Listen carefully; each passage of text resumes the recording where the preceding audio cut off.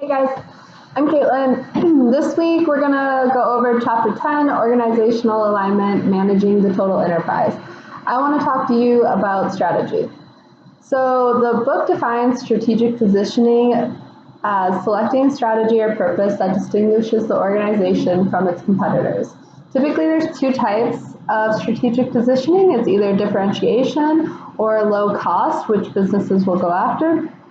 We will get to that in a little bit. But it is important to note that it is good to figure out your business's strategic positioning from the get-go so you can hone in on that and move forward.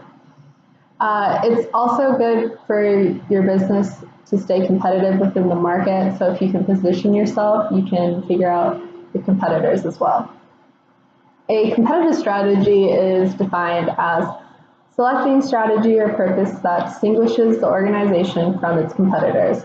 People will typically define their business as the cheapest or the fastest or most reliable, friendliest, or best quality. Over the summer, I was able to intern at basically a market group for the community. It was called Businesses with Heart, and their goal was to align small businesses with nonprofits here in Las Vegas. And by doing this, the businesses were engaging in differentiation. They were able to align with nonprofits, and it showed that they cared about the community and they gave back. And so it really helped them out in that aspect. It set them apart from other businesses that were just going by the day-to-day. The book talks about a competitor analysis, which is defined as look into competitive or past or present companies that are similar. This is important to do when starting off a business because you can see who you'll be competing against, and also you can look at businesses that failed and see what they were lacking and how you can improve. It's sometimes hard to have that outside look and talk about where you could be lacking as a company, but it's important to do because it can help with your strategic positioning to move forward.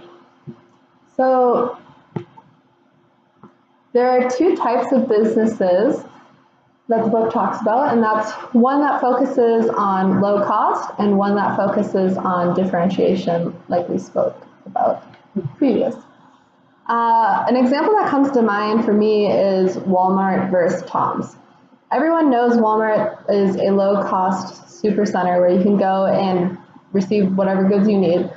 But to me, when you think about Tom's, I immediately think about buy a pair, give a pair. Tom's have differentiated themselves in the aspect where people will go there just because they know they're also contributing to a better and greater cause, where Walmart you go to get the cheapest product. So not that one's better or one's wrong, but there's two different routes you can take as a business. There's also stages of a business, and as a business goes through the 4 stages, the strategy can also change with that. So the first stage is the birth stage of a business, and typically there you'll develop the strategy and find your niche market. It's hard to try to please a broad market where the book talks about a pizza place that serves pizza, but also a sandwich plus fresh juice. And it's typically better just to own your different niche market and say, hey, I'm the best pizza place in town because of A, B, and C, rather than trying to please a broader crowd because you can't do that as well on a large scale if you're a small business. So that's the birth and stage of a business, and you typically just want to develop your strategy and find your market. After the birth stage comes childhood. Childhood, you're managing the growth and the development of your business, so strategy can change along with that. As you grow and develop, you might find a more important goal or a niche market that you didn't realize existed that you can cater to. It's important to not get stuck in your first original plan and goal, and you should grow with your company and just kind of embrace the growing pains that a company will go through. Third is the adolescent stage, and that is when you will fine-tune strategy to compete with the stiff competition within the market. The adolescence phase is you've been through the growing pains, you now know who you are and your identity as a business, and you want to tweak and fine tune to keep you different, to keep you profitable. At the end, there's the maturity stage of a business, and that is where letting go of old business that has either died or been outdated and finding a new one. Times change rather quickly and new competition comes in that could be driving you out. And sometimes it's easier to let go of the original strategic position that you had and find a new one that you can, mold into. Those are the 4 stages of business. Also, the book talks about saying your strategic plan does not make it effective, but strategic alignment does. We're going to talk about strategic alignment in a little bit, but again, just saying that the book talks about saying you're environmentally friendly doesn't make you environmentally friendly. If the public doesn't see you taking steps towards being environmentally friendly, it won't be as effective and it might counteract your plan. So strategic alignment is defined as aligning organizational systems and structures, and this can just be generalized as the communication system. The book goes into 7 different stages, it involves 7 different steps for strategic alignment. And it starts out with strategy, and it's a common purpose for the employees and stakeholders to understand, and it's also, again, what differentiates your company.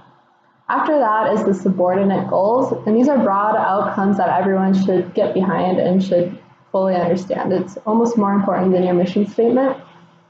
I work at a recruiting firm here in town, and our focus, the owners that opened it up, they were fed up with recruiters just being out to get your money and not give good customer service. So their main goal is to provide excellent customer service care. So when you get hired, they really go over that and they let you know that the customers come first, and they help you train for that, I would say. So these are subordinate goals that they let all of the employees know that at the end of the day is what they want.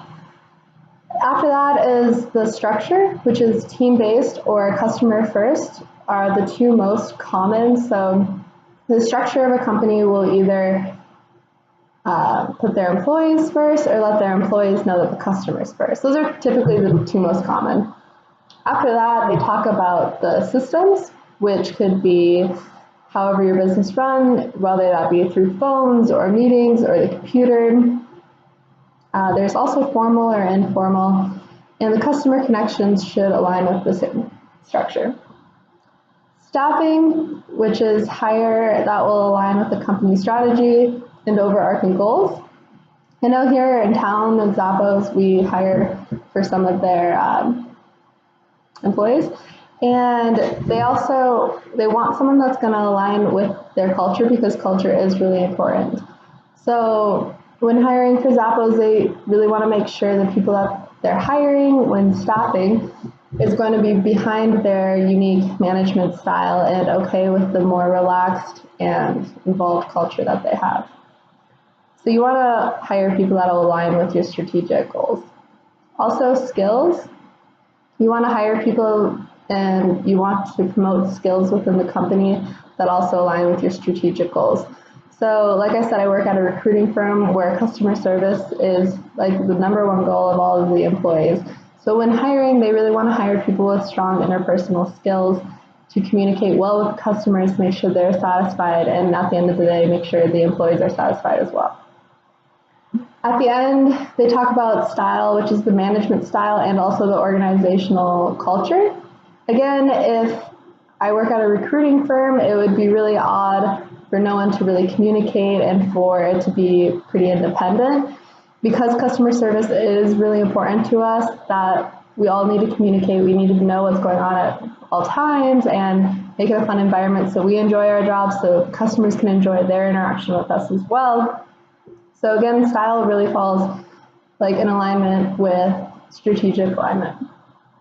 And that is what I want to cover with you guys about strategy that the books talked about. I'm going to post a question in the discussion board. Feel free to respond, and I can't wait to talk to you guys further. Thanks.